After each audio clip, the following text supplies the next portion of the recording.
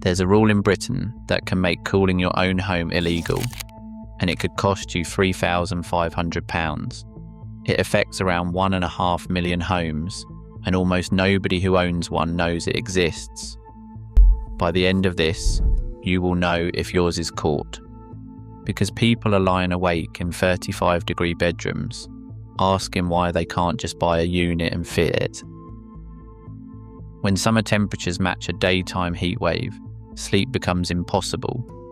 Yet trying to solve this basic physical discomfort by buying an air conditioner launches you directly into a regulatory minefield. What should be a simple trip to an appliance store can end with a local council demanding you rip the system back out. That worst case bill of £3,500 is a cumulative financial trap. It is built from planning applications, leasehold legal agreements, and certified contractor fees that quickly stack up. Some industry trackers estimate that 1.5 million British properties are already caught under these overlapping rules, though that figure remains an unverified projection. Why is the system designed to make a standard household purchase so incredibly difficult? By looking closely at the specific rules, it becomes simple to determine if your own home is quietly trapped. The first trap is a regulation that took effect in England on the 15th of June 2022 and in Wales on the 23rd of November 2022. It is known as Building Regs Part O. This rule does not target older properties, but if you buy a newly built home, it dictates exactly how your house deals with summer heat. Why was it introduced? In the push for energy efficiency, builders made new homes incredibly airtight and highly insulated. The unintended consequence is that they became heat traps. To fix this, the state declared that new residential buildings must limit solar heat and prove they can clear high temperatures. But there is a catch. The regulations mandate a passive cooling first approach. Designers must use shading, ventilation, and window layouts first. Installing mechanical air conditioning is legally treated as a last resort, allowed only when passive methods fail. Developers can prove their designs work in two ways. They can use a simplified method, which uses postcode data to limit window sizes, or they can run dynamic thermal modelling, which simulates indoor temperatures over a typical summer week. The fatal flaw is that this design duty is met entirely on paper, long before you ever move in. By the time you realise your top floor bedroom feels like a greenhouse, the builder has already secured their completion certificate. The comfort burden has shifted entirely to you. But what if you live in an older home that escapes these new build regulations entirely? You might think you can simply buy a system and bolt it to the wall, but older properties face entirely different, hidden gates that can block your installation just as effectively. The first barrier is your local council. You cannot simply hang a heavy metal cooling unit on your outside wall. If you live in a flat, a terraced house, or a conservation area, you legally must get planning permission first. Skip this step and the council can force you to tear the whole thing down. But what if the council says yes? You then run straight into the second trap, environmental safety laws. It is a criminal offence to handle the chemical cooling gases inside these systems yourself. You cannot install these as a do-it-yourself job.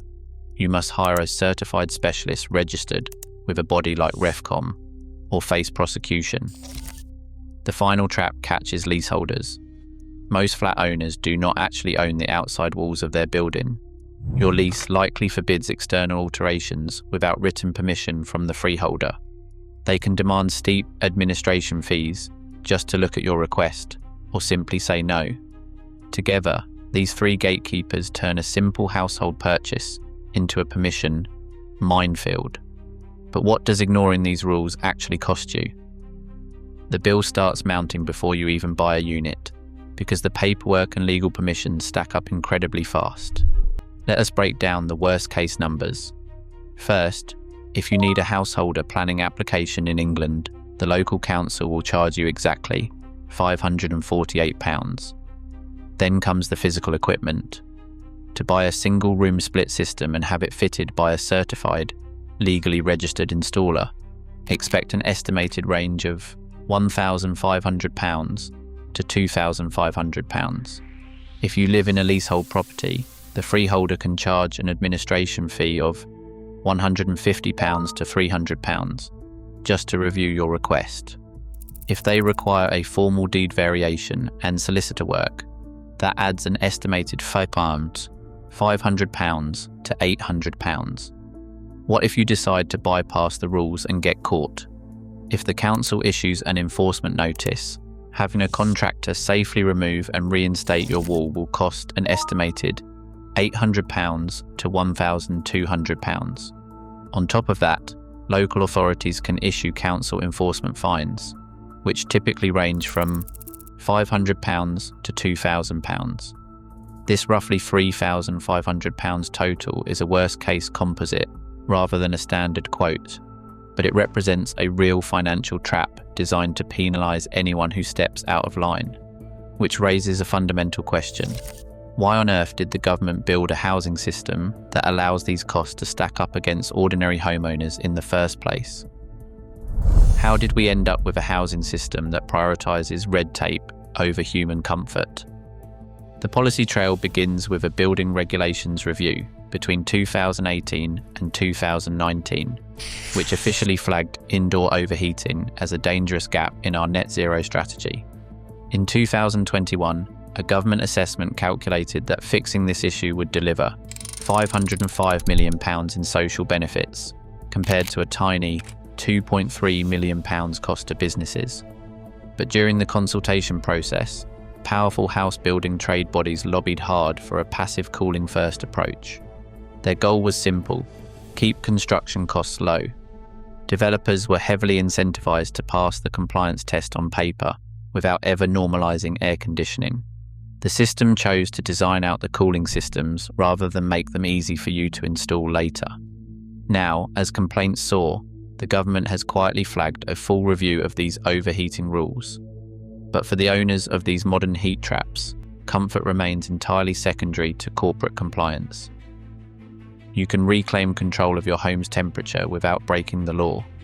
Start with cheap, passive improvements.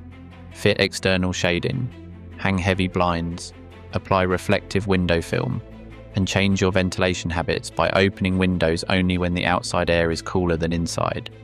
If you need active cooling, choose wisely. Portable air conditioners are perfectly legal and easy to run because their chemical refrigerant is sealed safely inside the machine. But permanent split systems are entirely different. Because of strict environmental safety laws, you cannot legally fit or tamper with some air conditioning units yourself. You must hire a certified, registered professional to do the work. Are you living in a conservation area, a flat, or a listed building? Always check with your local council before buying any external condenser. If you are a leaseholder, the lease is the first document you must read. Write a formal request to your freeholder. If they refuse, demand their reasons in writing. If they remain unreasonable, escalate the dispute through citizens' advice, the government-funded lease service, or the first-tier tribunal. How do you beat a system designed to keep you hot? The answer is not to give up, but to follow the lawful path. Subscribe to help us expose more hidden rules trapping British homeowners. As summers grow hotter, British homeowners remain trapped by a system that prioritises red tape over basic comfort. You shouldn't need a legal team just to cool your bedroom. We're committed to exposing the hidden rules of UK homeownership. Subscribe to help us uncover the next one.